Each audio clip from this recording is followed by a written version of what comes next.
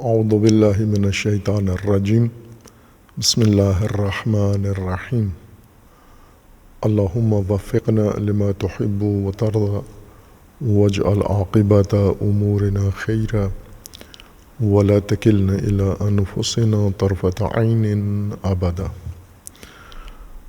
رب ادخلنی مدخل صدق واخرجنی مخرج صدق واجعل لی من لدنک سلطانا نصیرا۔ مناسبات، حالات و واقعات میں گزشتہ چند ہفتوں کے اہم موضوعات ہیں، اہم ترین موضوعات ملک کے اندرونی حالات کے بارے میں اور اسی طرح عالمی حالات کے متعلق ہیں، اور اس خطے کے اندر جو کچھ ہو رہا ہے۔ ملک کے اندر بھی بہت سارے ناگوار واقعات گزشتہ 2-3 ہفتوں میں محرم الحرام کے آغاز سے اور ابھی تک وقوع پذیر ہوئے ہیں کہ انشاءاللہ فرصت پر ہم اسے کھول کے الگ الگ ہر موضوع کا تجزیہ و تحلیل بیان کریں گے۔ آج فقط ناظرین و مومنین کی خدمت میں ایک موضوع بیان ہوگا، بلکہ ایک موضوع کے بیان کا آغاز ہوگا، اور وہ موضوع انشاءاللہ اللہ تعالیٰ نے توفیق دی تو چند نشستوں میں اس موضوع کو بیان کیا جائے گا، جو اس وقت دنیا کا و تاریخ کا سب سے اہم موضوع ہے۔ اس کی اہمیت کی بنیاد پر ہم بھی اسے دیگر موضوعات کی ردیف سے ہٹا کر بیان کریں گے، اور وہ تشییع ہے تاریخی اور عظیم الشان رہبر شہید امام خامنئی قدس سرہ الشریف اور آپ کے شہید خانوادہ اور شہید ساتھیوں کی۔ یہ رویداد بہت ہی اہمیت کی حامل ہے، بلکہ ہم اسے معمول کے حالات سے ہٹ کر دیکھیں اور اس کا تجزیہ کریں، تحلیل کریں، اور جو کچھ دنیا نے دیکھا ہے وہ بھی بیان کریں، اور جو کچھ دنیا نے نہیں دیکھا اور اس تاریخی رویداد کے پس منظر میں بہت سارے عوامل اور بہت سارے محرکات موجود ہیں جن کی طرف توجہ ضروری ہے، آگاہی ضروری ہے۔ شاید اس پس منظر کی طرف نہ میڈیا ہمیں متوجہ کرے اور نہ دیگر ذرائع، ہر چند اس وقت دنیا میں ایک اور بڑا اہم ماجرا جاری ہے، رویداد جاری ہے، اور وہ فٹ بال ورلڈ کپ ہے، اور ہمیشہ یہ رویداد پوری زمین کے باشندوں کو اپنی طرف متوجہ کر رہی ہے، لیکن اس دفعہ کا ورلڈ کپ اس طرح سے دنیا کی توجہ حاصل کرنے میں کامیاب نہیں رہا، چونکہ ہم زمان ایران کے اندر جاری جنگ اور ایرانی قوم کی مقاومت و استقامت اور انقلاب اسلامی کے مجاہدین کی کارکردگی نے پوری دنیا کو اپنے تحت تاثیر لے لیا ہے اور قرار دیا ہے، اور یہ رویداد اتنی اہمیت کے حامل ہے کہ اگر ہم اسے معیاروں کے مطابق دیکھیں، چونکہ اس رویداد کو دیکھنے کے لیے مختلف زاویے ہیں، مختلف اس تاریخ کو دیکھنے کے لیے دیدگاہ ہیں، نگاہیں ہیں، اور ظاہر ہے ہر ماجرا کو دیکھنے کے لیے ہر انسان اور جو بھی اپنی ذہنیت رکھتا ہے اور اس کی ذہنیت بنی ہوئی ہے، اس عینک کے ساتھ ہر رویداد کو دیکھتا ہے۔ ایران میں جاری یہ واقعات بھی ہر طبقہ اپنی خاص نگاہ سے اس کو دیکھ رہا ہے، یعنی جو بھی ان کا مائنڈ سیٹ بنا ہوا ہے، ذہنیت بن چکی ہے، میڈیا نے بنائی ہے، کسی سیاسی مسلک نے بنائی ہے، کسی مذہبی رجحان نے یہ نظریہ ان کا بنایا ہے، یا ان کی اپنی ذاتی کوئی پیمانہ ہے، اور ایسے ہی ہوتا ہے۔ کسی انسان کو یا کسی طبقے کو مجبور نہیں کیا جا سکتا کہ وہ اپنی ذہنیت سے ہٹ کر کسی اور زاویے سے منظر کو دیکھے اور نتیجہ لے۔ لیکن اس بیچ میں قرآن کریم نے ہمیں تاریخ کو مطالعہ کرنے کا اور تاریخی واقعات کو دیکھنے کا ایک معیار قرآن نے عطا کیا ہے۔ قرآن کریم میں تاریخی واقعات فراوان ضبط کیے گئے ہیں، ثبت کیے گئے ہیں اور تاریخ کا حصہ بنا دیے گئے ہیں، اور اس کی بنیادی وجہ یہ تھی کہ ان واقعات کے اندر جہاں پر مختلف اقوام اور طبقات اور انسانوں کا عمل تھا اور ان کی کارکردگی تھی، وہاں پر ان واقعات میں خصوصیت کے ساتھ الہی تدبیر بھی کار فرما تھی، اور انہی واقعات کو قرآن نے چنا ہے۔ یوں نہیں کہ حضرت آدم علیہ السلام سے لے کر آج تک جو کچھ گزرا ہے وہ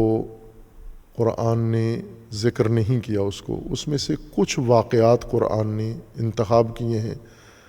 حضرت آدم سے لے کر زمانہ نزول قرآن تک۔ البتہ قرآن سے پہلے دیگر آسمانی کتابوں میں اور خصوصیت کے ساتھ تورات میں بھی بہت سارے واقعات کو اللہ تبارک و تعالیٰ نے ذکر فرمایا ہے، جسے یہود نے تحریف کر کے رد و بدل کر دیا ہے۔ جس طرح ان واقعات کو قرآن نے تورات میں اللہ نے ذکر کیا ہے، اس طرح سے انہیں محفوظ نہیں رکھا گیا، لیکن قرآن کے اندر جتنے تاریخی ماجرا اور جتنے تاریخی واقعات قرآن کریم نے ذکر کیے ہیں وہ اسی حقیقت کے ساتھ موجود ہیں۔ ان کی تفسیریں مختلف ہوتی ہیں، ان کی تشریحات مختلف ہیں، لیکن وہ واقعات قیامت تک کی انسانیت کے لیے محفوظ رکھے گئے ہیں۔ تو ان واقعات کا ایک معیار ہے، یعنی اگر ہم قرآن کریم کی تاریخ نویسی یا تاریخ گوئی کی طرف توجہ کریں تو ہمیں قرآن سے ایک معیار مل جاتا ہے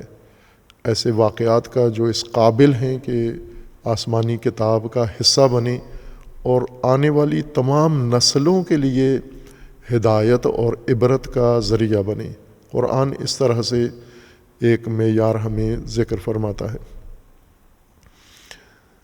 جو کچھ آج ایران میں ہوا ہے، اور خصوصاً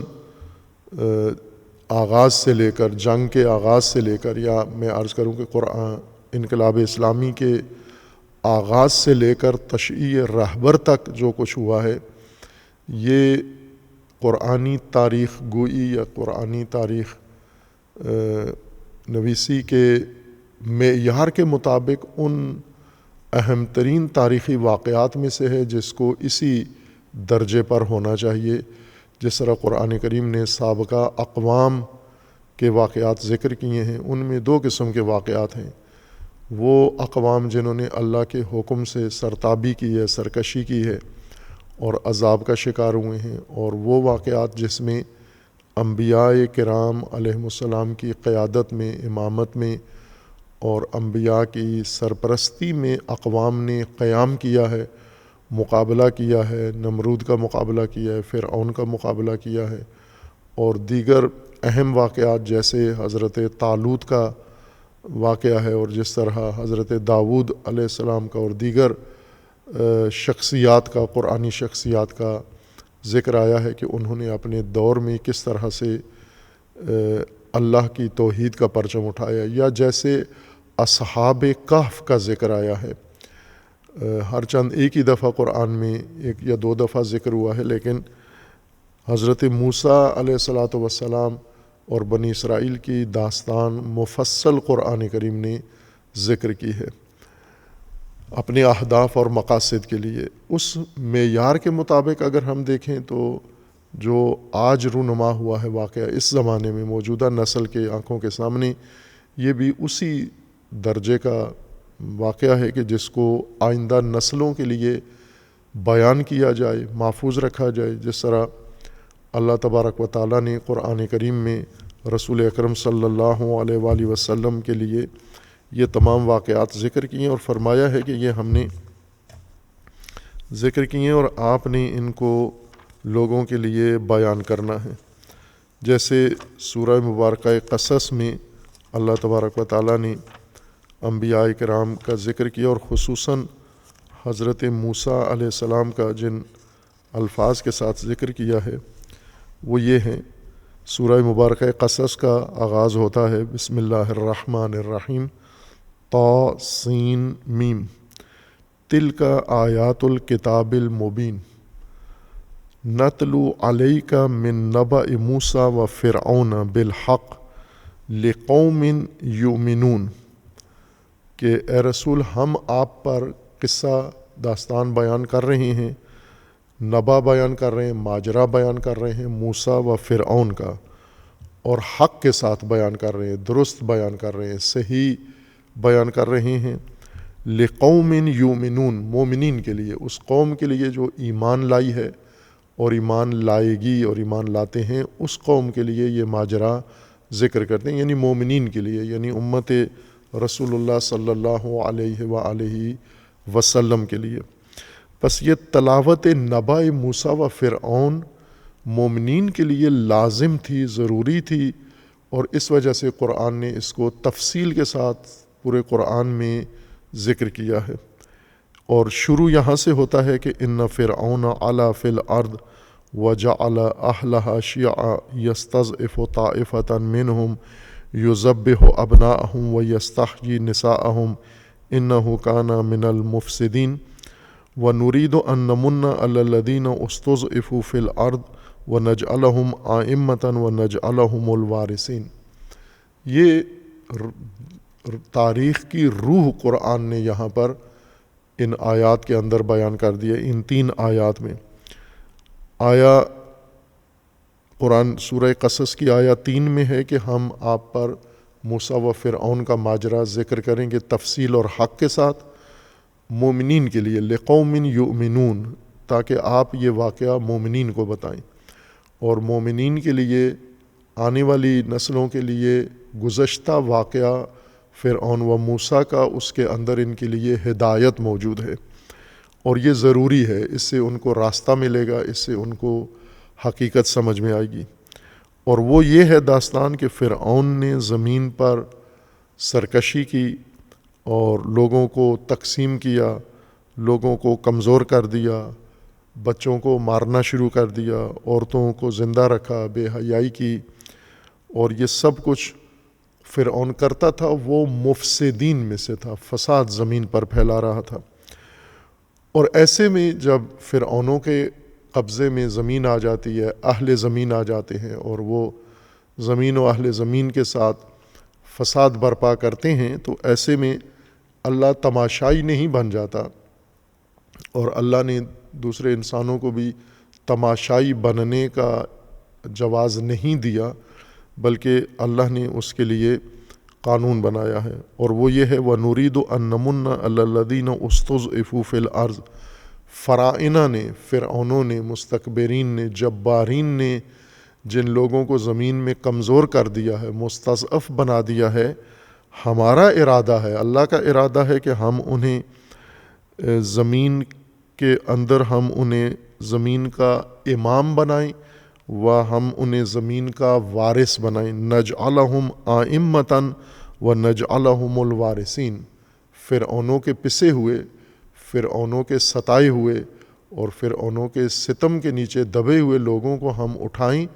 اور انہیں امامت کا درجہ دیں اور انہیں زمین کی وراثت دیں۔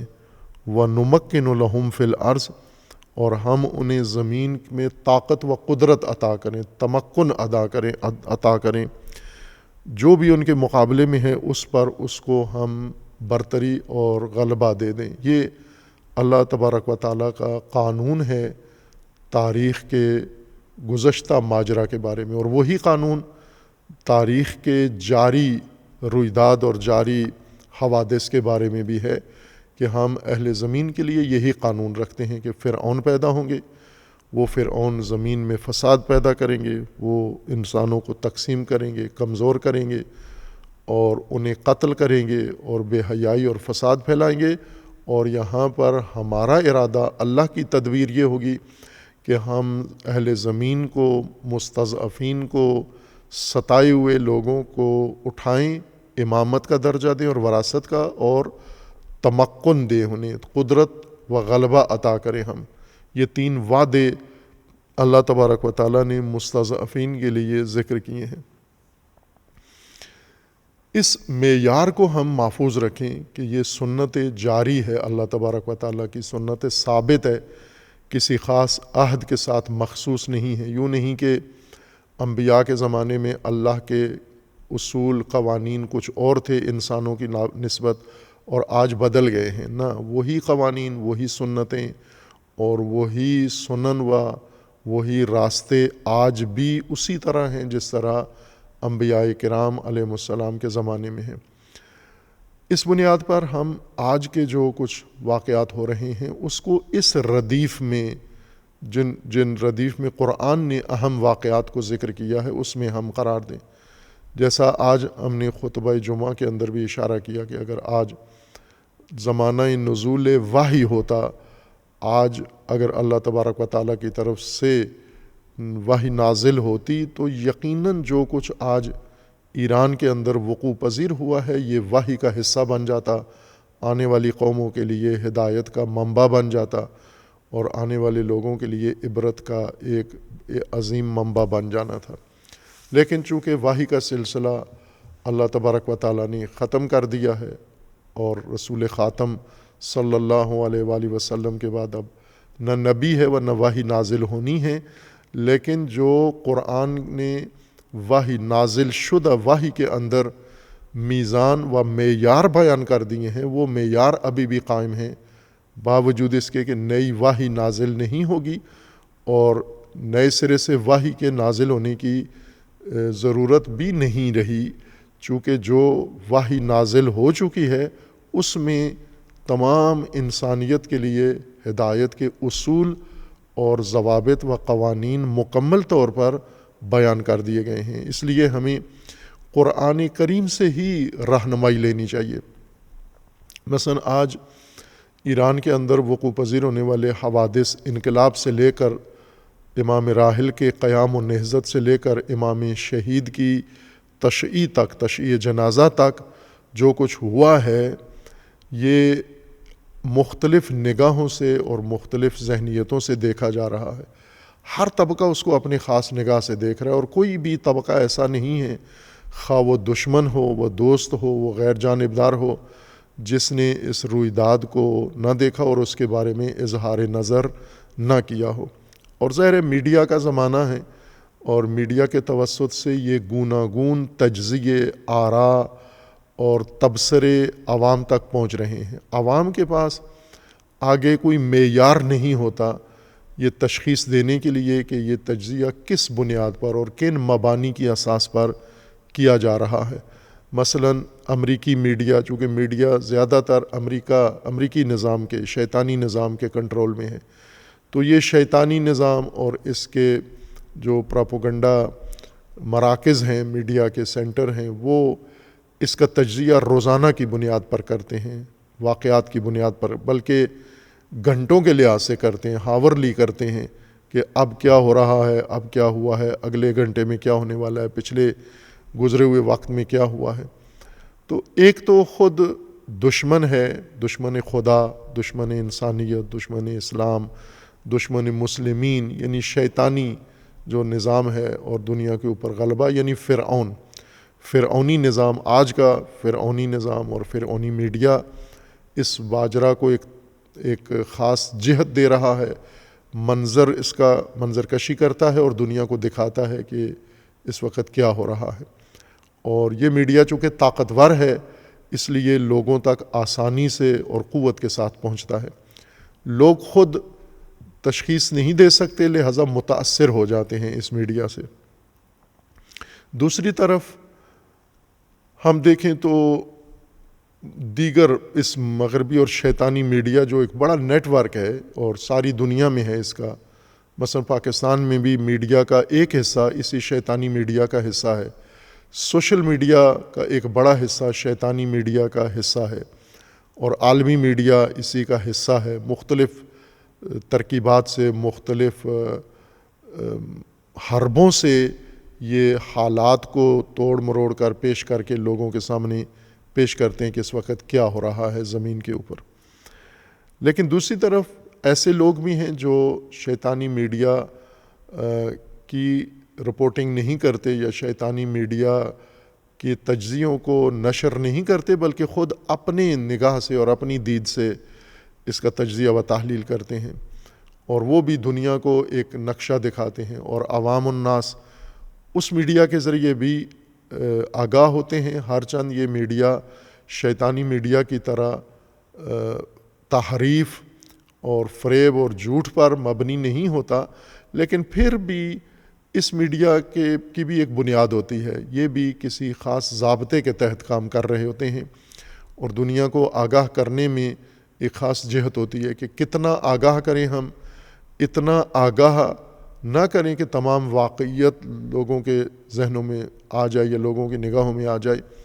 بلکہ اپنے کاروباری مقاصد کے لیے، سیاسی مقاصد کے لیے، مذہبی مقاصد کے لیے، طبقاتی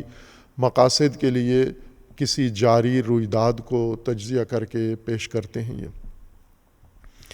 اب ہم اگر اپنے ملک میں دیکھیں، اردو زبان لوگوں کے لیے جو پھیلا ہوا ہے، اردو زبان صرف پاکستان میں نہیں ہے، جتنی تعداد پاکستان میں ہے اتنی ہی ہندوستان میں یا اس سے زیادہ تعداد ہے اردو زبانوں کی، اور صرف مسلمان نہیں بلکہ غیر مسلمان بھی اردو زبان بولتے ہیں اور اردو زبان سمجھتے ہیں۔ بنگلہ دیش ہے اسی طرح،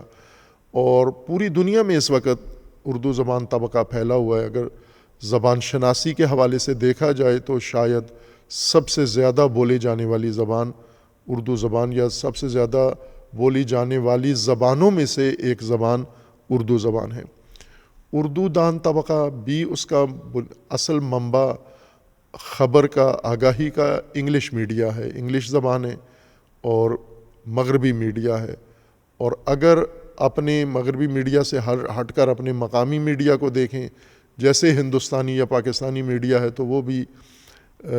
اپنے خاص ضوابط اور پالیسیوں کے مطابق کسی رویداد کو بیان کرتا ہے۔ ایران میں جو کچھ ہو رہا ہے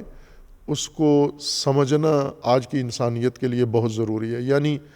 اگر آج وحی نازل ہوتی تو ان واقعات کو اللہ تبارک و تعالیٰ اگر وحی کے ذریعے لوگوں کے لیے بیان فرماتے تو کس طرح سے اس کو بیان کرتے آج کی رویداد کو۔ یہ مومنین ذہن میں رکھیں۔ جیسے فرعون اور موسیٰ کا ماجرا اگر میڈیا ہوتا، پاکستانی میڈیا ہوتا، ہندوستانی میڈیا ہوتا، تو موسیٰ و فرعون کی رویداد کی کیا کوریج دیتا، قرآن نے کیا کوریج دی ہے۔ تو ایک بہت واضح فرق تھا کہ میڈیا کمرشل ہے، تجارتی میڈیا ہے،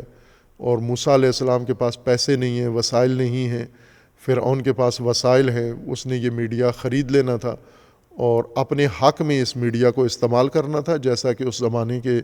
ہر وسیلے کو وہ استعمال کرتا تھا۔ جادوگروں کو استعمال کرتا تھا، سامریوں کو استعمال کرتا تھا، سرمایہ داروں کو، قارونوں کو استعمال کرتا تھا، اور اسی طرح جو اس کے زمانے کے ٹیکنوکریٹس تھے ان کو استعمال کرتا تھا۔ یعنی اس زمانے کے جتنے وسائل تھے وہ فرعون بروئے کار لاتا تھا بنی اسرائیل اور موسیٰ علیہ السلام کے خلاف۔ جواباً موسیٰ علیہ السلام کا اعتماد فقط وحی پر تھا، اور بنی اسرائیل عموماً حضرت موسیٰ کے بارے میں شک کرنا شروع کر دیتے تھے، چونکہ جب اس زمانے کے فرعونی میڈیا کے تبصرے تجزیے سنتے تھے تو مایوس بھی ہو جاتے تھے کہ ایک ایسا فرد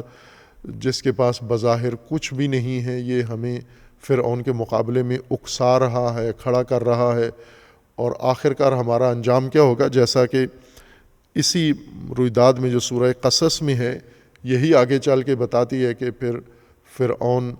کے خلاف موسیٰ علیہ السلام کو اللہ نے قیام کے لیے حکم دیا۔ بنی اسرائیل کو حضرت موسیٰ نے نکالا، اور نکال کر انہیں دریائے نیل کے یا بحر احمر کے کنارے لے کر جب آئے تو وہاں پر پیچھے سے فرعونی لشکر نے بنی اسرائیل کا تعاقب کیا، اور بنی اسرائیل نے اس صورتحال کو دیکھ کر شدید ترین اعتراض حضرت موسیٰ پر کیا کہ موسیٰ پھنسا دیا آپ نے ہمیں۔ یعنی قرآنی آیات کا مفہوم، آزاد مفہوم یہ بنتا ہے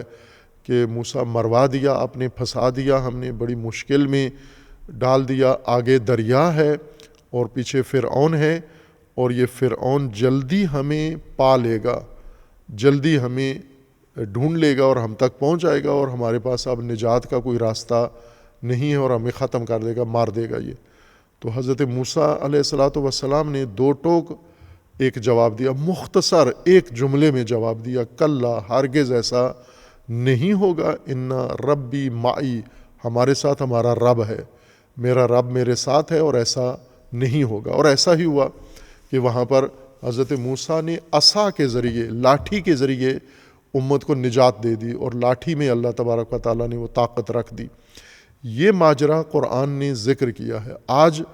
اگر وحی کا زمانہ ہوتا تو جو کچھ ابھی وقوع پذیر ہو رہا ہے، یہ موسیٰ و فرعون کے معرکہ سے کہیں زیادہ بڑا معرکہ ہے اور وسیع معرکہ ہے، اور اس میں بھی وہی اصول و قوانین ہے۔ ایک طرف جو موجود ہے فرعون موجود ہے، البتہ طاقتور ترین فرعون، حضرت موسیٰ کے زمانے کے فرعون سے زیادہ طاقتور فرعون آج موجود ہے،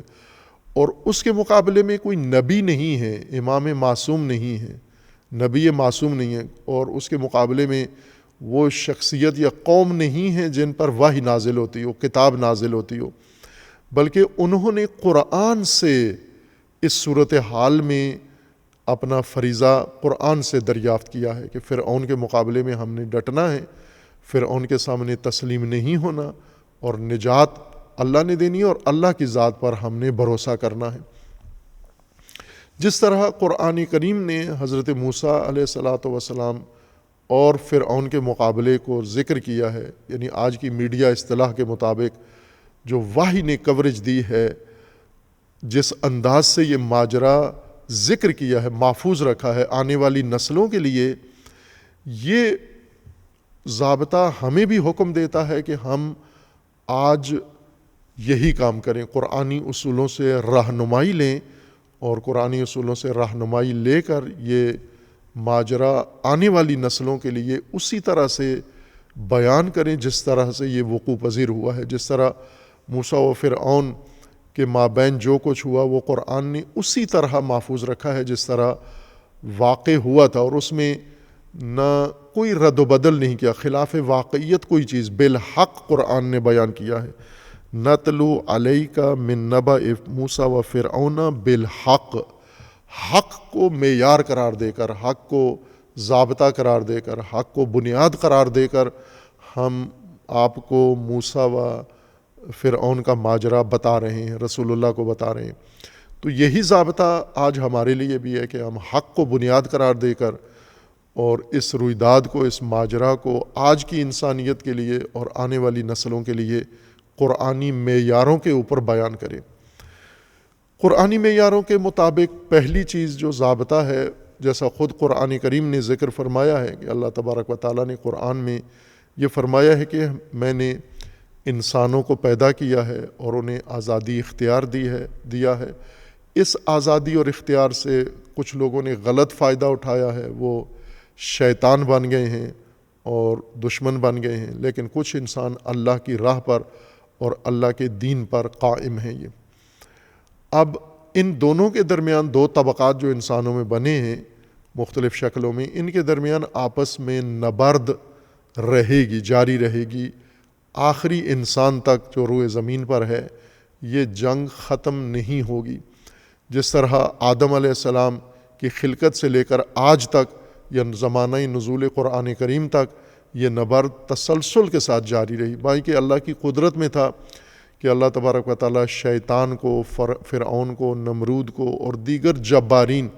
جن کو قرآن نے ذکر نہیں کیا لیکن تاریخ نے ذکر کیا ہے، ان سب کو خدا اپنی طاقت کے ذریعے اللہ تعالیٰ نابود کر سکتا تھا، لیکن نہیں کیا، چونکہ یہ قرآن کا ضابطہ ہے کہ ان کو اللہ نے آزادی اختیار دینی ہے، اور ان کے مقابلے میں مومنین اور ربانیین کو اللہ تبارک و تعالیٰ نے حکم دیا ہے کہ اللہ کے نظام کے مطابق انہوں نے فرائض کے خلاف قیام کرنا ہے، ورنہ اگر اللہ نے ان کو ختم کرنا ہوتا تو اللہ کے قدرت میں ہے، اللہ کے بس میں ہے، اور ان کو ایک اشارے سے اور ایک ارادے سے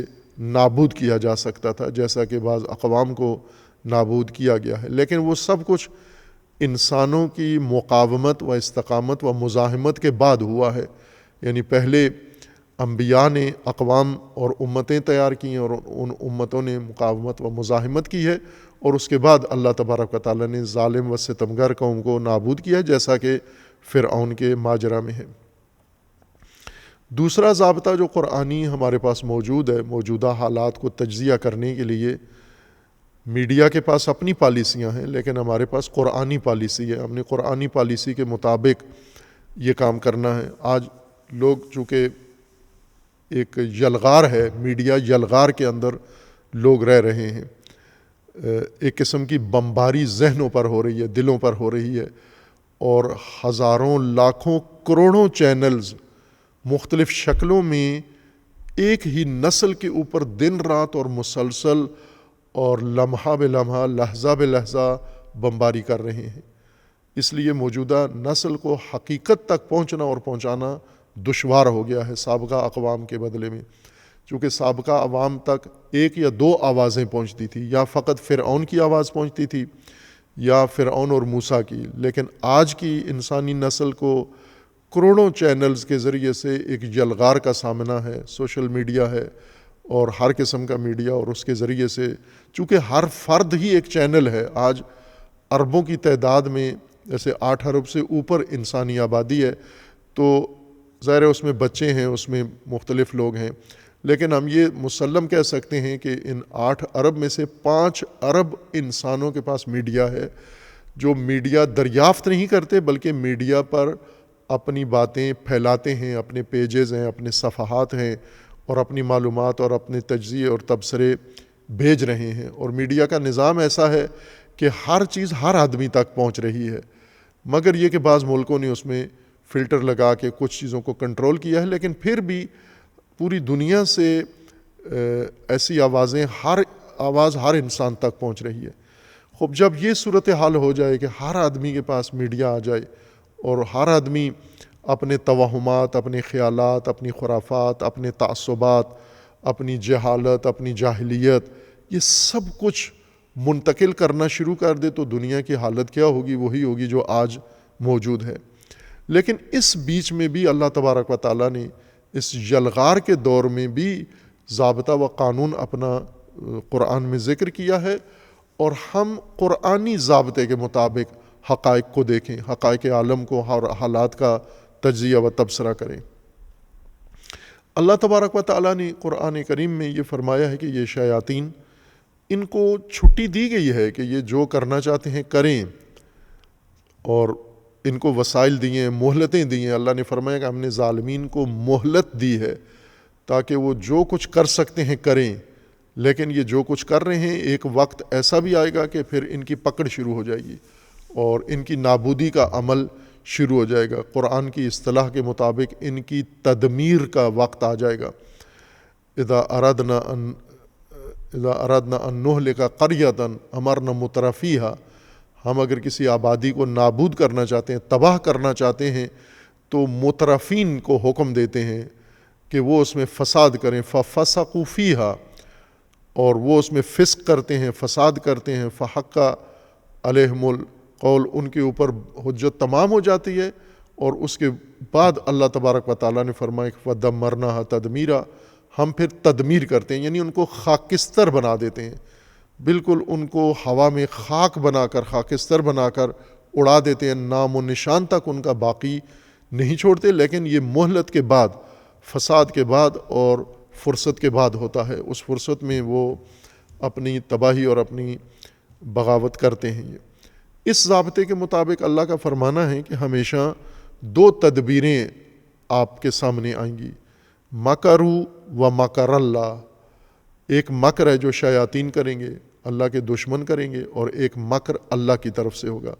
ہر نسل انسانی 2 تدبیروں کے بیچ میں ہوتی ہے، ایک طرف اللہ کی تدبیر ہے اور ایک طرف شیاطین کی تدبیر ہے۔ مکروا و مکر اللہ، قرآن کریم میں یہ آیہ کریمہ اللہ تبارک و تعالیٰ نے متعدد آیات میں اللہ تبارک و تعالیٰ نے اس قانون کو ذکر فرمایا ہے کہ ایک تدبیر، ایک مکر شیاطین کی طرف سے اور اللہ کے دشمنوں کی طرف سے ہے، اور ان کے مقابلے میں ایک تدبیر اللہ تبارک و تعالیٰ کی بھی موجود ہے۔ اور ہمیشہ لوگ ان دو تدبیروں کے درمیان ہوں گے۔ اور ساتھ ہی قرآن کریم نے فرمایا کہ چہ بسا ان کو احساس نہیں ہوتا لوگوں کو کہ ایک تدبیر شیطانوں کی ہے اور اس کے مقابلے میں تدبیر اللہ تبارک و تعالیٰ کی ہے۔ یہ مطلب سورہ مبارکہ آل عمران میں آیا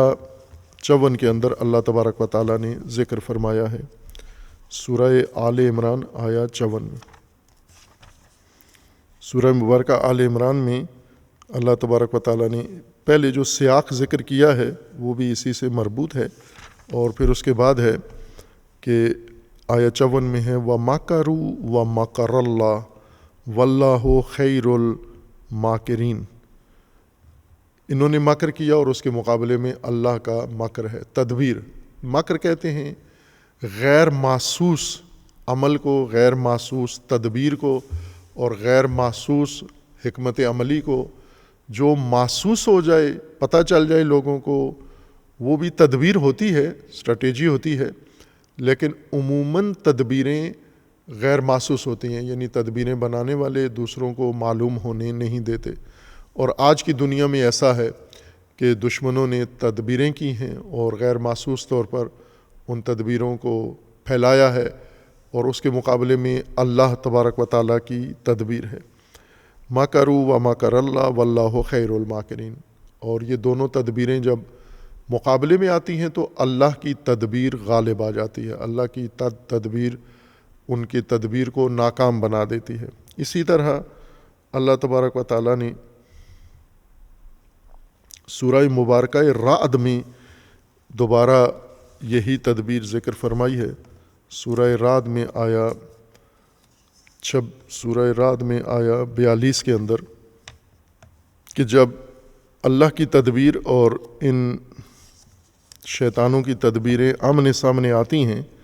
مومنین کے سامنے، تو اللہ تبارک و تعالیٰ کا یہاں بھی قانون ہے ایک، اور وہ قانون یہ ہے وَقَدْ مَكَرَ الَّذِينَ مِن قَبْلِهِمْ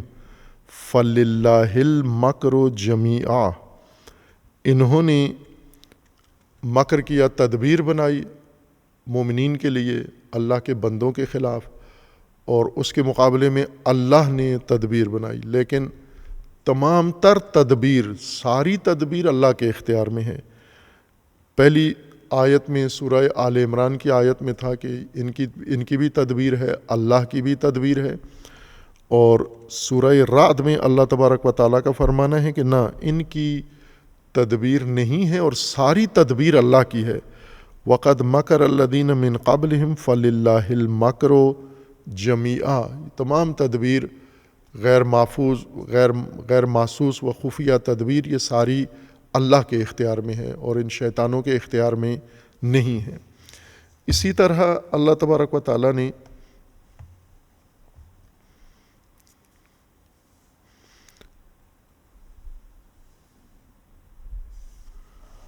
رسول اللہ صلی اللہ علیہ وآلہ وسلم کے مقابلے میں ان دشمنان اور شیاطین کا مکر ذکر کیا ہے، اور پھر ان کے مقابلے میں اللہ کا مکر ذکر کیا ہے، تدبیر الہی کا ذکر کیا ہے۔ سورہ نمل میں آیا 50 میں اللہ تبارک و تعالیٰ نے یہ ذکر فرمایا ہے، سورہ مبارکہ نمل میں۔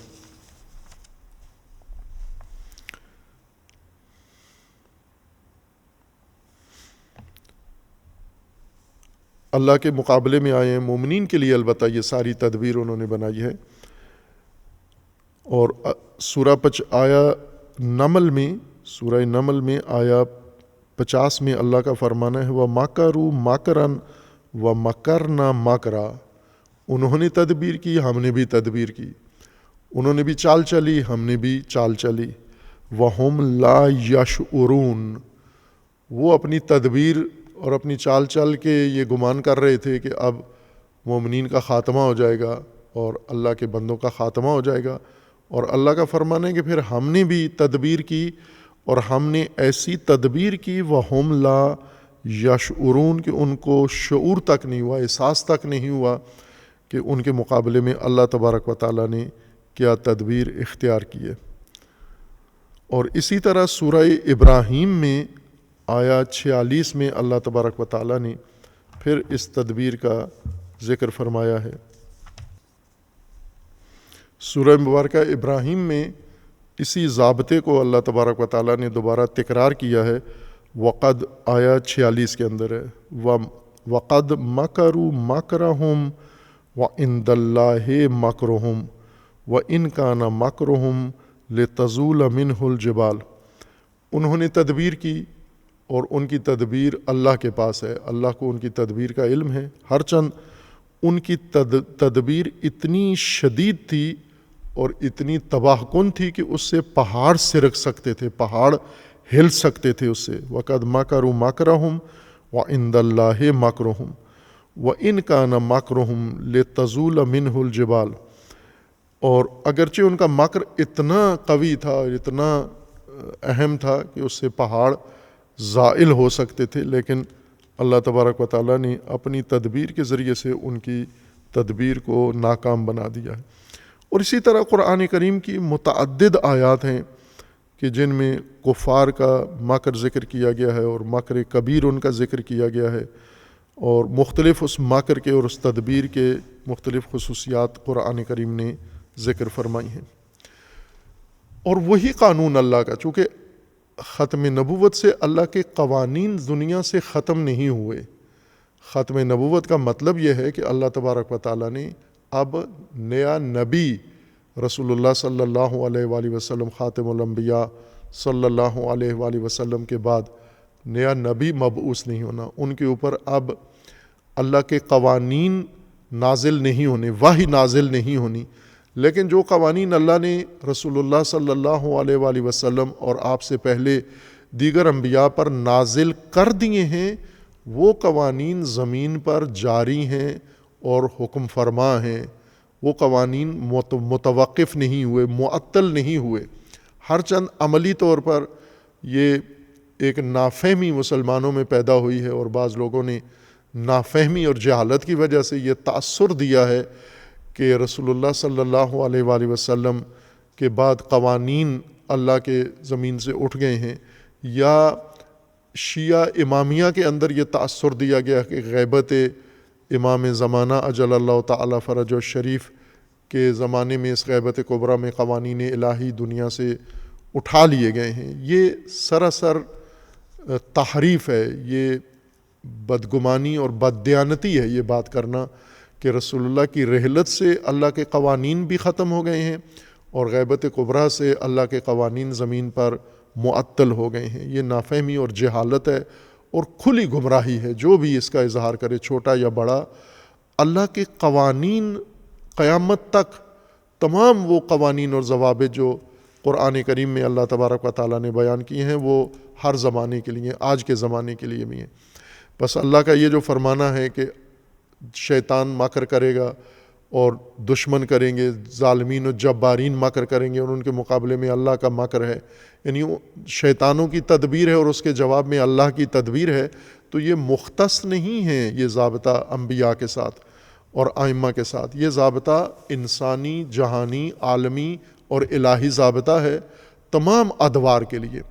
کہ ہمیشہ جب بھی دشمن تدبیر کرے گا اس کے مقابلے میں اللہ کی بھی تدبیر ہوگی، اور اللہ کی تدبیر اللہ کے مخصوص بندوں کے ذریعے سے اجرا ہوگی۔ اس ضابطے کے مطابق ہم تاریخ کا، آج کی تاریخی واقعات کا تجزیہ کریں، انقلاب اسلامی سے لے کر تشییع رہبر تک، یا نہضت امام راحل سے لے کر تشییع امام رہبر تک، امام شہید تک، سارے واقعات کو قرآنی اصولوں کے مطابق ہم جائزہ لیں، چونکہ قرآنی اصول ہی آج کی نسل کے لیے تنہا درست ضابطہ حیات ہے۔ ہر چند امت قرآن سے دور ہو چکی ہے، قرآن مہجور ہے، لیکن قرآن ہمیں جہت دیتا ہے، قرآن ہمیں نشاندہی کرتا ہے کہ آپ ان واقعات سے وہ استفادہ کریں جو قرآن نے گزشتہ واقعات سے مومنین کو جو مقصد بیان کیا ہے۔ خوب یہ طے شدہ بات ہے کہ جیسا امام راحل رضوان اللہ تعالیٰ علیہ نے انقلاب اسلامی کے بارے میں بیان فرمایا تھا کہ انقلاب اسلامی انفجار نور ہے، یعنی فجر نورانی ہے، ظلمت کے بعد ایک تاریک شب چھا چکی تھی زمین کے اوپر، اور اس تاریکی کو، ظلمات کو مسلمان بالخصوص قبول کر چکے تھے۔ فرعونی نظام کا تسلط، مغربی نظام کا تسلط، شیطانی نظام کا تسلط و سلطہ، یہ مسلمانوں نے ذہنی طور پر قبول کر لیا تھا، تمام طبقات نے قبول کر لیا تھا،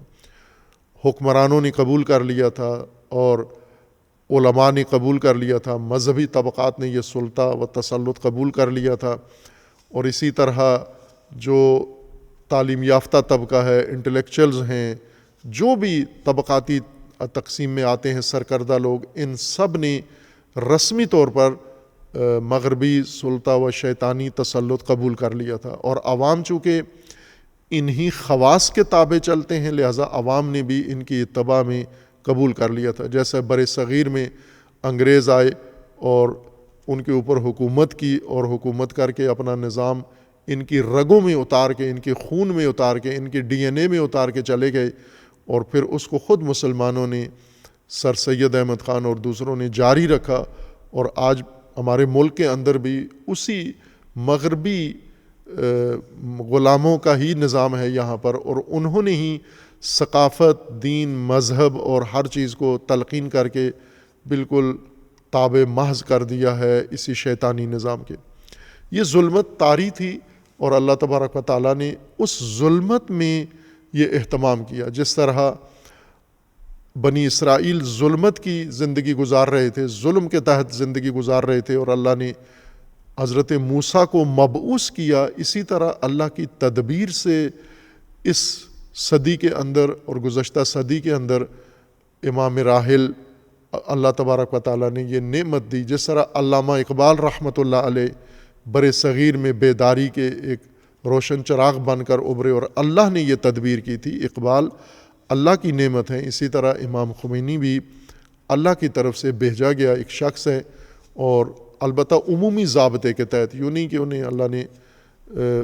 انبیاء کی جگہ یا انبیاء کی طرح منسوب کیا ہے یا ائمہ کی طرح نہ، بلکہ علماء کے زمرے میں، علماء کے جو وظیفے بتائے ہیں، فریضے بتائے ہیں، ذمہ داریاں بتائی ہیں، امام خمینی نے احساس ذمہ داری کیا، اور اس احساس ذمہ داری کے تحت بیداری کی تحریک چلائی اور لوگوں کو آمادہ کیا، اور آخرکار لوگ اس ظلمت شب میں متوجہ ہوئے کہ ہم کتنے بڑے ظلم و ظلمت میں زندگی گزار رہے ہیں۔ تو یہاں پر فجر نورانی، صبح نورانی طلوع ہوئی، اور وہ وقوع انقلاب اسلامی تھا، جسے امام نے فرمایا تھا کہ یہ انقلاب نور ہے۔ یہ ایک روشن دلیل، مصداق ہے مکر الہی کا، الہی تدبیر اور الہی اسٹریٹجی کی کامیابی کا، کہ دشمنوں نے ایک تدبیر کی، شیطانوں نے اور اللہ نے، اور اللہ کی تدبیر غالب آ گئی۔ اللہ خیر الماکرین ہے۔ اور اسی وقت سے جب امام راحل نے الہی نظام قائم کیا ایران کے اندر، اور اس الہی نظام کی شعائیں دنیا بھر میں پھیلیں، تو تمام شیطانی نظام اپنی تمام طاقت کے ساتھ اس کے مقابلے میں آیا، اس کو مٹانے کے لیے، اس کو سرکوب کرنے کے لیے، اس کو محو کرنے کے لیے انہوں نے ایڑی چوٹی کا زور لگایا۔ اور یہ تاریخ بھی موجود ہے، یہ تاریخ زندہ رہنی چاہیے۔ شیطانی مکر اور الہی مکر انقلاب اسلامی کے اس تناظر میں دیکھا جائے کہ شیاطین نے کیا مکر کیا تھا اور اللہ نے کیا تدبیر کی، اور اللہ کی تدبیر غالب آ گئی، اور اللہ کی تدبیر کا حصہ تھے امام خمینی، ایرانی قوم، ایرانی قیادت، ایرانی علماء، ایرانی شہداء، یہ سب کے سب الہی تدبیر کا حصہ تھے۔ اور اس کے مقابلے میں شیطانی تدبیر امریکہ، یورپ اور عرب ملک اور بہت سارے اور اس خطے کے لوگ، یہ سارے شیطانی تدبیر کا حصہ تھے، اور اللہ تبارک و تعالیٰ نے اس انقلاب کو کامیاب کیا۔ انقلاب کی کامیابی کے بعد دشمنوں نے ایک دن ضائع کیے بغیر اس انقلاب کو ختم کرنے کے لیے ہر روز پہلے سے زیادہ طاقتور ہو کر اور نئی تدبیر بنائی، اور پہلے سے زیادہ رسوا ہوئے، شرمسار ہوئے، پشیمان ہوئے، اور اللہ کی تدبیر غالب آئی، اور یہ انقلاب باقی رہا، اور تدریجاً چلتا چلتا یہاں تک آیا، رہب امام شہید امام خامنئی قدس سرہ الشریف تک آیا۔ خب یہ جو آخری شیطانی تدبیر ہوئی ہے، مکر شیطانی، آخری شیطانی مکر جو ٹرمپ اور نیتنیاہو کے ذریعے سے ہوا اور جس کا حصہ بہت سارے مسلم ممالک بنے، جس کا حصہ بہت سارے شیطانی اس تدبیر کا حصہ بنے. پہلے فلسطین سے طوفان الاقصیٰ سے یہ نئی تدبیر شیطانی شروع ہوئی. طوفان الاقصیٰ ہوا اور اس کے مقابلے میں انہوں نے غزہ تباہ کیا، اور اس کے مقابلے میں انہوں نے بہت سارے فلسطینی قوم کو صفحہ ہستی سے مٹانے کا انہوں نے اظہار کیا، اور تمام توانائی اپنی خرچ کی. خصوصاً امریکہ اور اسرائیل نے تمام توانائی اپنی خرچ کی فلسطین کو صفحہ ہستی سے مٹانے میں، لیکن ناکام رہے. اور باوجود اس کے کہ غزہ اور اس کے اطراف کو کھنڈر میں تبدیل کر دیا، لیکن پھر بھی کسی چیز کو ختم نہیں کر سکے اور ناکام رہے، نامراد رہے، اور اللہ کی تدبیر یہاں غالب آئی. اس کے بعد انہوں نے لبنان میں حزب اللہ اور لبنانی عوام اور خصوصاً لبنانی شیعہ کو محو کرنے کے لیے کھل کے اعلان کیا کہ ہم انہیں صفحہ ہستی سے مٹا رہے ہیں. بلکہ انہوں نے اعلان کر دیا تھا کہ ہم نے فلسطین اور فلسطینی مجاہدین کو صفحہ ہستی سے مٹا دیا ہے، اب لبنان اور مزاحمت و مقاومت کو صفحہ ہستی سے مٹانا ہے. اور ان کے اپنے زعم کے مطابق کہ حزب اللہ کی قیادت کو شہید کرنے کے بعد حزب اللہ ختم ہو چکی ہے، اور اب انہوں نے مرکز کی طرف رجوع کیا، یعنی ایران کی طرف. اور ایران میں بھی انہوں نے برسوں کے مطالعہ سے یہ تشخیص دیا ہوا تھا کہ ایران میں مزاحمت و مقاومت کا قبلہ و مرکز صرف ایک شخصیت ہے، اور وہ رہبر معظم شہید ہیں. اگر یہ راستے سے ہٹا دیے جائیں تو ایران بھی مزاحمت چھوڑ دے گا، اور ساری دنیا بلا مزاحمت و بلا مشکل شیطانوں کے قبضے میں آ جائے گی. شیطانی تدبیر انہوں نے کھل کے اعلان کیا. پہلے ایران کے اوپر دباؤ ڈالنا شروع کیا، یعنی ایرانی قیادت پر، رہبر شہید پر دباؤ ڈالا، اندرونی دباؤ ڈالا، اور ملک کے اندر عوام کو اکسایا. پہلے عوام کے اوپر دباؤ لائے، عوام کو پریشان کیا، پابندیاں لگائیں. ان پابندیوں کے نتیجے میں معاشی مشکلات پیدا ہوئیں اور لوگ اس مشکل میں گرفتار ہوئے. لیکن مشکلات اتنی نہیں تھیں جتنی میڈیا نے مشکلات بڑھا کر پیش کی ہیں. اور یہ آج جو تشیع کے اندر ایک بڑی تعداد صحافی پوری دنیا سے ہزاروں کی تعداد میں آئے ہیں. پاکستان سے بڑے بڑے صحافی نامور گئے ہیں، سوشل میڈیا کے صحافی بھی اور ریگولر میڈیا کے صحافی بھی گئے ہیں، اور انہوں نے رپورٹنگ کی ہے کہ جتنا بتایا جاتا تھا میڈیا کے اوپر کہ ایرانی عوام ان پابندیوں کے نتیجے میں شدید مشکلات کا شکار ہیں، ہرگز ایسا نہیں تھا. خصوصاً جو پاکستان سے گئے ہیں، پاکستان میں لوگوں کی مشکلات جن کے سامنے ہیں، جب یہ وہاں گئے ہیں تو انہیں احساس ہوا کہ ایرانی عوام کے مشکلات کے لیے جو مبالغہ ہو رہا تھا وہ نہیں ہے، قطعاً نہیں ہے. اور ایرانی عوام پابندیوں کا اثر ضرور ہوتا ہے، لیکن اس کے باوجود ایرانی لوگوں کی زندگی دیکھی، آج لوگوں نے آنکھوں سے دیکھی. دکانوں پہ گئے، ان کو آزادی تھی، کسی جگہ بھی پابندی نہیں تھی کہ یہاں نہیں جا سکتے رپورٹر اور صحافی. پورا ایران ان کے سامنے تھا کہ آپ جہاں جانا چاہتے ہیں چلے جائیں اور دیکھیں جا کر. اور یہ دکانوں پہ گئے اور دکانوں پہ جا کے لوگوں کی خریداری دیکھی، دکانیں دیکھیں، سامان سے بھری ہوئی ہیں اور لوگ خرید رہے ہیں اور لوگ اپنی آسودہ زندگی گزار رہے ہیں. مشکلات اگر تھیں بھی تو اتنی نہیں تھی جتنی میڈیا نے بڑھا چڑھا کر پیش کی ہیں. یہ آج جو مہمان یا جو زائرین گئے ہیں تشیع رہبر میں، انہوں نے اپنی آنکھوں سے سارا منظر دیکھا ہے. کسی چیز کی کوئی کمی، کسی چیز کی کوئی محرومیت وہاں پر نظر نہیں آئی کہ یہ چیز یہاں نہیں ملتی. ہر چیز لوگوں کے لیے فراوان، بلکہ مہمانوں کے لیے بھی آزاد و فراوان تھی. خوب یہ ایک حربہ تھا، یہ مکر تھا کہ پابندیاں لگائیں. اور ہم نے پہلے کئی دفعہ تجزیات میں یہ ذکر کیا ہے کہ یہ پابندیوں کا سگنل، پابندیوں کی تاثیر کا سگنل ایران کے اندر سے منافقین نے امریکہ کو دیا تھا کہ تنہا ذریعہ ایرانی سسٹم کو ختم کرنے اور انقلاب کو ختم کرنے کا یہ ہے کہ ایسی پابندیاں لگاؤ کہ لوگ دباؤ میں آئیں، اور دباؤ میں آ کے یہ لوگ ہی حکومت کے خلاف ہو جائیں. اور انہوں نے سال ہا سال اس تدبیر پر عمل کیا، اور اپنے بقول انہوں نے لوگوں کو پابندیوں کے ذریعے دباؤ میں رکھ کر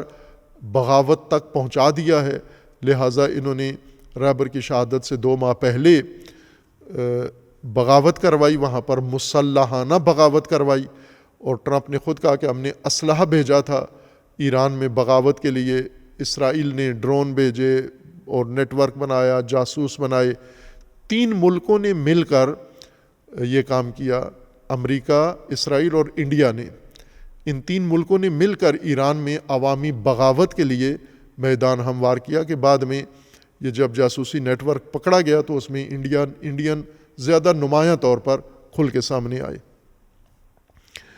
یہ اس کا حصہ تھے کہ ہم نے لوگوں کو یہاں تک پہنچانا ہے، اور اس موضوع کو بھی میں کھول کے بیان کروں گا کہ انڈیا اسرائیل کے تعلقات آپس میں اس وقت کیسے ہیں، اور انہوں نے اس جنگ میں کیا کردار ادا کیا ہے انڈیا نے اور کر رہا ہے۔ ابھی تازہ ترین صورتحال بھی کیا ہے ان دونوں کے مابین، اس طرف بھی انشاءاللہ اللہ نے توفیق دی اور یہ توفیق جاری رہی تو انشاءاللہ اشارہ کریں گے۔ بہرکیف سب نے مل کر، ہر ملک نے، خلیجی ممالک سب نے مل کر، چھوٹے چھوٹے یہ جو مائکرو ملک ہیں، ان سب نے شیطنت بڑی کی ہے، چھوٹے ہیں، چھوٹے چھوٹے ملک ہیں لیکن شیطنت میں بہت آگے ہیں۔ جس طرح وہ ایران میں ایک محاورہ ہے مرچ کے بارے میں کہ فلفل، وہ کہتے ہیں مرچ کو فلفل کہتے ہیں کہ فلفل نہ بین چے ریزاست، اس فلفل کو نہ دیکھو کہ چھوٹی کتنی ہے، بوخور یا بچش ببین چے تیزاست، اس کو کھا کے دیکھو کہ اس کی تاثیر اور تیزی کتنی ہے، اس میں اس کی چھوٹے ہونے پر اور اس کے جسے پر آپ نہ جاؤ کہ یہ چھوٹا ہے، یہ ہے چھوٹا لیکن تیز بہت ہے۔ اسی طرح یہ مائکرو ملک عربی یہ منافقت میں اور رذالت میں اتنے آگے چلے گئے کہ مکمل طور پر شیطانی تدبیر کا جز بن گئے، حصہ بن گئے، اور انہوں نے مل کر یہ سارا ماحول پیدا کیا۔ اور یہ پہلی دفعہ نہیں تھا، یہ سمجھے آخری دفعہ تھا، یہ آخری حربہ تھا ان کا، اس کے بعد بھی جاری رکھیں گے لیکن ابھی تک ہونے والے حربوں میں سے یہ آخری حربہ تھا کہ لوگوں کو دباؤ میں ڈال کر لوگوں کو اکسائیں اور لوگ میدان میں آئیں۔ اس تدبیر کے مطابق انہوں نے یہ کہا کہ ہم ایرانی قیادت کو شہید کر دیتے ہیں، رہبر کو ہوائی حملے کے ذریعے سے، اور پھر اس کے بعد لوگ 2 گھنٹوں کے بعد لوگ آ جائیں گے میدان میں، اور انہوں نے ہر چیز تدبیر کی ہوئی تھی۔ متبادل رہبر و لیڈر بھی اپنا انہوں نے چنا ہوا تھا۔ پہلے احمدی نژاد کا نام آ رہا تھا اور انہوں نے ابھی ایک بیان میں تردید کی ہے کہ میں اس کا حصہ نہیں تھا۔ باہر کیف یہ تو تحقیق طلب چیز ہے کہ یہ حصہ تھے یا نہیں، لیکن یہ مسلم بات ہے کہ انہوں نے تیاری مکمل کی ہوئی تھی کہ کس کو لانا تھا مقبول لیڈر کو رہبر کی جگہ پر۔ یہ تدبیر ان کی مکمل تھی، لیکن اللہ کی تدبیر سے غافل تھے کہ ان کی تدبیر تھی اور اس کے جواب میں اللہ کی تدبیر تھی، اور الہی تدبیر ان پر غالب آ گئی۔ اور الہی تدبیر ظاہر ہے انسانوں کے ذریعے اجرا ہوتی ہے، جس طرح فرعون کے زمانے میں، حضرت موسیٰ علیہ السلام کے زمانے میں اللہ کی تدبیر حضرت موسیٰ کے ہاتھ سے اجرا ہوئی، اور اسی طرح رسول اللہ صلی اللہ علیہ وآلہ وسلم اور اس کے مقابلے میں قریش اور جاہلیت اور بنو امیہ، ان کے مقابلے میں اللہ تبارک و تعالیٰ نے رسول اللہ کے ذریعے یہ تدبیر اجرا کی، ائمہ ہدیٰ علیہ السلام کے ذریعے یہ تدبیر اجرا کی، اور رسول اللہ کے جانثار ساتھیوں نے، صحابہ کے ذریعے اللہ تبارک و تعالیٰ نے یہ تدبیر اجرا کی۔ اور اسی طرح پھر تاریخ چلتی رہی، اور آج کے موجودہ معرکہ میں اللہ تبارک و تعالیٰ کی تدبیر ایرانی مجاہدین اور سب سے زیادہ نمایاں طور پر امام شہید، رہبر شہید رضوان اللہ تعالیٰ علیہ کے ہاتھوں سے الہی تدبیر اجرا ہوئی، اور پھر دنیا نے دیکھا کہ الہی تدبیر غالب آ گئی اور الہی تدبیر چھا گئی، اور شیطانی مکر نابود ہو گیا۔ جس طرح جادوگروں کا مکر موسیٰ کے سامنے ختم ہو گیا اور فرعون کا مکر موسیٰ کے ہاتھوں، موسیٰ کی لاٹھی کے ہاتھوں ڈوب گیا، نابود ہو گیا، آج رہبر شہید کی تدبیر جو الہی تدبیر تھی اس کے ذریعے سے شیطانی مکر نابود ہو گیا ہے اور نابود ہو رہا ہے تدریجاً۔ بس یہ جو رویداد آج رونما ہوئی ہے قرآنی معیاروں کے مطابق، قرآنی ضابطوں کے مطابق، اس کو ہم موجودہ جاری دنیا کے واقعات کے ردیف میں ذکر نہ کریں. وینزویلا اور ایران کا مسئلہ، افغانستان اور ایران کا مسئلہ، یا مثلا گرین لینڈ اور ایران کا مسئلہ، اس صف میں یہ واقعہ نہیں ہے، اس ردیف کا یہ ماجرا نہیں ہے، یہ اس لسٹ میں نہیں آ رہا جو واقعات روزمرہ، جیسے یوکرین جنگ اور ایران جنگ. یوکرین جنگ اور ایران جنگ آپس میں ہم ردیف نہیں ہیں. یہ اور ماجرا ہے، وہ اور ماجرا ہے. وینزویلا کا ماجرا اور ہے، ایران کا ماجرا اور ہے. وہاں جو بھی، اس کو بھی تجزیہ کی ضرورت ہے، اس کو بھی تحلیل کی ضرورت ہے. لیکن ہم اس وقت جو الہی تدبیر ہم نے ایران میں دیکھی اور ایران کے ذریعے زمین پر اجرا ہوتا ہوا دیکھی ہے، اس کو اپنی قوم اور اپنے مخاطبین کے ذریعے بیان کریں. جس طرح بہت سارے لوگوں کو توفیق نصیب ہوئی کہ تشیع میں آئے، دنیا بھر سے آئے، پاکستان سے ایک بڑی تعداد مومنین کی پہنچے، جیسے تیسے ہو سکا انہوں نے اپنے آپ کو پہنچایا. ہم نے تجویز دی تھی پہلے کہ خصوصی پروازیں چلائی جائیں ہم آہنگی کر کے، تاکہ زیادہ سے زیادہ مومنین وہاں پہنچیں، اور وہ ممکن نہیں تھا تو بھی پھر بھی مومنین بڑی تعداد، ہزاروں لوگ وہاں پہنچ گئے. اور کچھ خصوصی مہمان تھے جو پاکستان سے طلب کیے گئے، ان میں سب سے نمایاں تو سرکاری ہیئت و وفد تھا جو بہت اعلیٰ سطح کا تھا. اور اس بابت فریضہ بنتا ہے ہمارا بھی، چونکہ ہم جو لوگ داعی ہیں اس بات کے کہ ایران میں جو کچھ ہو رہا ہے، مزاحمت و مقاومت، یہ الہی تدبیر ہے اور یہ حق کا راستہ ہے، اور ہم اس حق کے راستے کے ساتھ ہیں اور حامی ہیں اس مزاحمت و مقاومت کے. تو ہمارا بھی فریضہ بنتا ہے کہ ہم ہر اس کا شکر ادا کریں، شکریہ ادا کریں جس نے کسی بھی طریقے سے اس تدبیر میں اپنا حصہ ڈالا ہے، اور پاکستان کی قیادت نے حق ادا کیا ہے اور تاریخی اقدام پاکستان کی قیادت نے کیا ہے. اتنی جو مثلا ہم اگر رہبر شہید کی تدفین یا تشییع میں دیکھیں تو ایرانی قیادت سلامتی کے مسائل، امنیت کے مسائل، سیکیورٹی مسائل کی وجہ سے نمایاں ہو کر کھل کے تشییع میں حاضر نہیں ہوئی. اور ایرانی قیادت کے علاوہ بھی باقی دنیا سے بھی لوگ آئے، لیکن اس سطح پر نہیں آئے جس سطح سے پاکستان نے اس میں شرکت کی ہے. اور اس بابت ایک خصوصی شکریہ بنتا ہے، اس وجہ سے کہ ہم سمجھتے ہیں کہ ہم چونکہ حصہ ہیں اس دینی حرکت کا جو کسی بھی دنیا میں کسی بھی جگہ پر ہو، اور خصوصاً ایران کے اندر جو کچھ ہو رہا ہے، یہ ہمارے دل کی آرزو تھی کہ اللہ تبارک و تعالیٰ ایران کو کامیابی عطا کرے. سارے پاکستانیوں کی دعا کا نتیجہ ہے. پاکستان کے 90% عوام اور ملت، ان سب کی قلبی آرزو تھی کہ اتنی قربانیوں کے بعد ایران کو کامیابی نصیب ہو، اور اللہ نے ان دعاؤں کو مستجاب کیا ہے. اور پاکستان کی سیاسی قیادت نے بہت اعلیٰ کارکردگی کی. سب سے بھاری وفد پوری دنیا سے اگر کوئی گیا تو وہ پاکستانی قیادت تھی. آرمی چیف اس کے اندر تھے، وزیر اعظم اس کے اندر تھے، وزیر خارجہ تھے، وزیر داخلہ تھے، وزیر اعلیٰ سندھ کے اس کے اندر موجود تھے، بلاول بھٹو پیپلز پارٹی کے چیئرمین اس کے اندر موجود تھے، اور اسی طرح وزیر اطلاعات اس کے اندر تھے، اور بہت سارے اور نمایاں پارلیمنٹ کے سینٹ کے چیئرمین اس کے اندر موجود تھے، اور بہت ساری شخصیات تھیں اس کے اندر. گورنر صاحب تھے، مجھے اب سب کے نام یاد نہیں ہیں، لیکن یہ لوگوں نے تصویروں میں بھی دیکھا کہ یہ پاکستان کی سب سے نمایاں کارکردگی تھی تشییع رہبر میں. اور اس کے بعد پاکستان سے علماء بھی بڑے انہوں نے دعوت کیے ہوئے تھے، اور صحافی بھی تھے، عوامی طبقات خود سے گئے، جن کو دعوت تھی وہ بھی گئے، اور زائرین بھی گئے، اور عوام خود بھی گئے، اور سب نے، صحافیوں نے بھی جا کر دیکھا. ظاہر ہے اب ان کا فریضہ بنتا ہے جو دیکھا ہے اس کو اپنی قوم کے سامنے آ کر بیان کریں. یوں نہیں ہے کہ وہاں کے میزبانی سے لوگوں کی وہاں سے لطف اندوز ہو کے واپس آ کے خاموشی اختیار کر لیں اور فقط اپنی تصویریں چڑھا کر اور اپنی ریٹنگ بڑھائیں، بلکہ فریضہ بنتا ہے کہ جو دیکھا ہے وہ آ کے بیان کرو، اپنے لوگوں کو، اپنے پیروکاروں کو آ کے بیان کرو. خوب یہ ایک فریضہ، تبلیغی فریضہ بن جاتا ہے کہ ہم یہ کام کریں. نہ بھی اگر میزبانی ہوتی تو بھی ہمارا یہ فریضہ تھا. جو فرد بھی گیا ہے تشیع میں شرکت کی ہے، جو دیکھا ہے اس نے، وہ آ کے بیان کرے، امانت کے ساتھ بیان کرے، دیانت کے ساتھ بیان کرے، اس کو مرچ مسالہ نہ لگائے، اس کو کور نہ دے، تزئین نہ کرے، مبالغہ نہ کرے،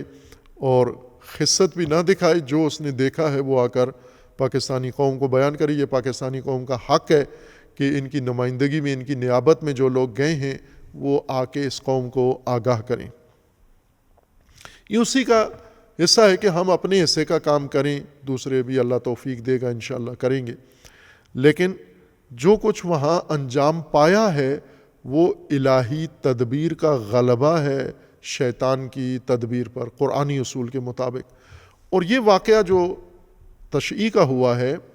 یہ یا ایران کی جنگ، جیسا میں نے عرض کیا کہ اس کو یوکرین جنگ اور اس کو وینزویلا جنگ اور اس کو باقی علاقے کے اندر جو بحران ہیں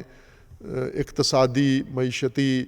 امریکہ کی سرپرستی میں جو کچھ ہو رہا ہے، یا حتیٰ مشرق وسطیٰ میں جیسا تأثر دیا جاتا ہے، مشرق وسطیٰ کے سارے بحران کو جو تجزیہ کیا جاتا ہے، قرآن کے نزدیک یہ بحران، یہ ماجرا جس ردیف میں آتا ہے وہ یوکرین وینزویلا نہیں ہے، بلکہ وہ قیام حضرت موسیٰ ہے فرعون کے مقابلے میں، وہ قیام حضرت ابراہیم ہے نمرود کے مقابلے میں، وہ قیام حضرت مسیح ہے اپنے زمانے کے جابروں کے مقابلے میں، وہ قیام امام خمینی ہے اپنے زمانے کے ستمگر یزیدوں کے مقابلے میں۔ آج کا جو ایران کا ماجرا ہے یہ کربلا کی ردیف میں آتا ہے، نہ وینزویلا اور یوکرین کی ردیف میں آتا ہے۔ قرآنی تناظر میں اس کو دیکھیں ہم، یہ الہی تدبیر ہے جو یہاں پر انجام پائی ہے، اور اس کو اس تناظر میں تحلیل کرنے کی ضرورت ہے اور تجزیہ کرنے کی ضرورت ہے۔ اور اس میں سارے اصول جو قرآن کریم نے ذکر کیے ہیں سابقہ انبیاء کے قصص میں اور رسول اللہ صلی اللہ علیہ وآلہ وسلم کے قیام و جہاد میں اور کربلا کے تناظر میں اگر ہم دیکھیں تو مکمل طور پر یہ رویداد واضح و روشن و صاف شفاف سمجھ میں آتی ہے، اور اس کا انجام بھی انسان کو معلوم ہو جاتا ہے۔ اس میں بہت عظیم کچھ ہوا ہے، بہت کچھ ہوا ہے، نقصان بھی بہت شدید ہوا، راہبر کی سطح کی شخصیت شہید ہوئے ہیں، لیکن شہادت نے جو اثر دکھایا ہے وہ بے نظیر ہے، تاریخ میں بے مثال ہے، کم نظیر نہیں ہے، بے نظیر و بے مثال ہے۔ تاریخ میں جتنے بھی قیام ہوئے ہیں ان کا نتیجہ یہ نہیں نکلا جو آج ہم رہبر شہید کی شہادت کے نتیجے میں دیکھتے ہیں ہم، بلکہ حتیٰ امام راحل نے جو تحریک چلائی اور جس کے نتیجے میں انقلاب کامیاب ہوا، امام شہید کے شہادت نے اس سے بڑھ کر تاثیر دکھائی ہے اور اثر دکھایا ہے، اور در حقیقت انقلاب اسلامی وقوع پذیر ہوا لیکن تاریخ کا رخ نہیں مڑا، جو جدھر جا رہا تھا ادھر ہی چلا گیا۔ صرف ایران کو ایک جہت مل گئی، باقی مسلم ممالک اور غیر مسلم ممالک اپنی اپنی ڈگر پر جا رہے تھے، لیکن رہبر کی شہادت نے در حقیقت تاریخ کا دھارا بدل دیا ہے۔ اب یوں نہیں ہے کہ ہر ملک جدھر جا رہا تھا ادھر جائے گا، اب اس کو ادھر جانے دیا نہیں جائے گا، اور اس کے لیے اس طرف جانا ناممکن ہو گیا ہے اور ہو جائے گا۔ اب اس نے ادھر جانا ہے جدھر اللہ کی تدبیر میں معین ہے، جہاں انہوں نے جانا ہے۔ اس موقع پر تاریخ کے اس حصے میں الہی تدبیر کا یہ حصہ تھا، چونکہ الہی تدبیر ایک نقشے کے مطابق، ایک ڈاکٹرائن کے مطابق جا رہی ہے، یعنی اس میں حوادث ترتیب وار مقرر ہے، رکھے گئے ہیں کہ یہ حوادث کیسے اور کس وقت میں اور کس کے ذریعے رونما ہوں گے، اور تدریجاً وہ رونما ہو رہے ہیں۔ اگر ہم دیکھیں کہ کربلا کے بعد جو جہاں تھا ادھر ہی چلا گیا، مثلا کربلا کا واقعہ ہو گیا، امام کی شہادت ہو گئی، اور بنو امیہ اپنا راستہ جا رہے تھے اور باقی طبقات اپنا راستہ جا رہے تھے، کوفہ و حجاز اپنا اپنا راستہ جا رہے تھے، کسی نے اپنا راستہ تبدیل نہیں کیا کربلا کے بعد، لیکن آہستہ آہستہ کربلا نے اپنا اثر دور رس چھوڑنا شروع کیا، لوگوں کی آگاہی اور لوگوں کی بیداری، اور آج جو نتیجہ نکلا یعنی کربلا نے اصل میں اپنی تاثیر دکھائی ہے 1400 سال بعد، انقلاب اسلامی کی شکل میں۔ ان گزشتہ صدیوں میں کربلا کے تناسب کے ساتھ، کربلا کے متناسب کوئی حرکت نہیں ہوئی۔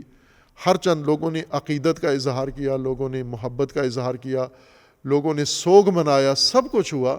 لیکن جو ہونا چاہیے تھا وہ امام خمینی کے ہاتھوں سے ہوا۔ باقی بیچ میں جو صدیاں گزری ہیں وہ مقدماتی یا تمہیدی صدیاں تھیں، ان کے اندر اس انقلاب کے لیے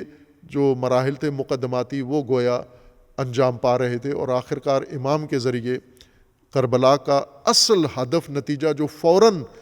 رونما ہونا چاہیے تھا، کوفہ میں، حجاز میں، خراسان میں، تمام اسلامی ممالک میں یا بلاد میں، وہ نہیں ہوا، وہ صدیوں بعد ظاہر ہوا۔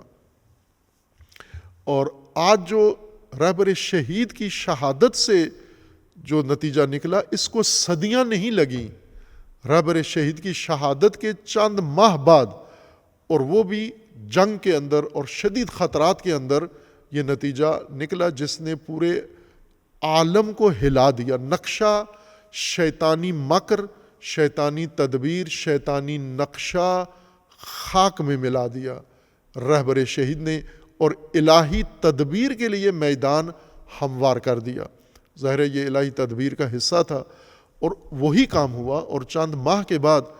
ایران کے اندر اور پوری دنیا میں جو تحول آیا ہے، تاریخ نے دھارا بدل لیا ہے، تاریخ کا رخ مڑ گیا ہے۔ اب یہ تاریخی ریلا شیطانی راہ پر نہیں جائے گا، بلکہ الہی تدبیر کے مطابق جائے گا۔ اور جو قرآن میں اللہ کا وعدہ تھا کہ ہم مستضعفین عالم کو امامت دیں گے، اور ہم فرعونوں کے مقابلے میں ان کو فتح و غلبہ دیں گے، اور ہم انہیں زمین کا وارث بنائیں گے، اور انہیں تمکن دیں گے، مکناہم فی الارض، وہ تمکن کا زمانہ آ پہنچا ہے ابھی مسلمین کا۔ اس فرصت کو خود مسلمان ہی ضائع کر سکتے ہیں، دشمن نہیں اب مسلمانوں کا کچھ بگاڑ سکتا، مسلمان اپنا کچھ بگاڑ سکتے ہیں، یہ انہیں مہلت ہے اور یہ نہیں ہونا چاہیے۔ اگر اس فرصت کو مسلمان پوری دنیا میں ضائع کرتے ہیں تو پھر شاید آگے قیامت تک ان کو دوبارہ موقع نہ ملے۔ یہ غنیمت فرصت جو ہاتھ آئی ہے رہبر معظم کی شہادت سے، اور رہبر کے اس عالیشان اقدام کے نتیجے میں، یہ پوری دنیا کے لیے نقشہ ہدایت الہی کا ہموار ہو گیا ہے۔ اب اس نہج اور اس منہج پر آگے بڑھیں گے۔ بس جو عرض کیا کہ رہبر کی تشییع جو کچھ ہوئی ہے، اور دنیا نے میڈیا کے ذریعے اس کو دیکھا ہے، تبصرے، تجزیے مختلف پیمانوں اور بنیادوں پر ہو رہے ہیں، مختلف نظریات اس کے پیچھے موجود ہیں، ان نظریات کی بنیاد پر تجزیے، تبصرے اور پیشن گوئیاں ہو رہی ہیں۔ ہم کوشش کریں گے اس کو قرآنی اصولوں کے تناظر میں لوگوں کے سامنے پیش کریں کہ تشییع کیا تھی، اور اس میں کیا چیز دیکھی گئی، کیا چیز شروع ہوئی، آغاز کیا ہوا۔ یہ تشییع اختتام نہیں تھا بلکہ آغاز تھا، جیسا کہ تشییع کنندگان نے کھل کے اعلان کیا ہے کہ یہ آغاز ہے ایک نئی دنیا کا، ایک نئے جہان کا، ایک نئے عالم کا آغاز ہے۔ اور اس تشییع کو دیکھ کر اب لوگوں کو یقین ہو گیا ہے کہ ظہور امام عصر اجل اللہ تعالی فرج و شریف بہت نزدیک آ پہنچا ہے۔ لوگ ظہور کے لیے بہت ساری طبیعی اور غیر طبیعی علامات دیکھتے تھے کہ فلاں علاقے میں یہ ہوگا، اس علاقے میں یہ ہوگا، ادھر آندھی چلے گی، ادھر خشکی ہوگی، ادھر بارشیں ہوں گی۔ یہ نہیں ہے اسباب ظہور۔ اسباب ظہور امت کی بعثت ہے، اسباب ظہور امت کی بیداری ہے، اسباب ظہور میں سے امت کا اتحاد ہے، اور امت کا رجوع ہے اللہ کے نظام کی طرف، اور الحمدللہ وہ ہو گیا ہے۔ اور اس میں کس کس نے کیا کردار ادا کیا ہے، دشمن کی حماقت نے اس میں کیا کردار ادا کیا ہے، ملت کی بیداری میں، یہ سب انشاءاللہ تدریجاً مومنین کی خدمت میں بیان ہوگا۔ اللہ تعالیٰ نے توفیق دی انشاءاللہ، چونکہ یہ تاریخی رویداد فریضہ ہے ہمارا، اس کو ہم قرآنی اصولوں کے تناظر میں لوگوں کے سامنے مومنین کی بصیرت و آگاہی کے لیے بیان کریں۔ وصلی اللہ علی محمد وآلہ الطاہرین۔